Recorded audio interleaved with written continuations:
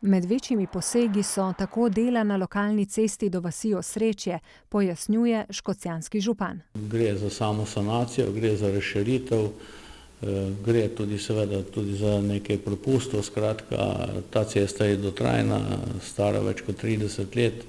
Tle vozi tudi šolski avtobus in je prav, da je občina pristopila tudi sanacije tega dela, gre kar za dobre 2 kilometra. Če ne bo prišlo do večjih zapletov, bodo cesto, ki jo je na nekaterih delih pošteno načel zob časa, veliko težavo pri srečevanju dveh vozil pa predstavlja tudi preozko cestišče, obnovili še letos, dodaja župan ter hkrati pohvali sodelovanje vaščanov. In mislim, da bo tle tudi en tak zgleden primer, kako lokalna skupnost in občani tega dela dobro sodelujemo in seveda se na koncu veselimo te sanacije v dobro in varnost teh občanov tega dela. Dobrodošla, sploh za okoliške občane in kmete, bo tudi temeljita prenova zdaj makadamske in močno luknjaste ceste v Podvrhu v smeri proti Goriški vasi.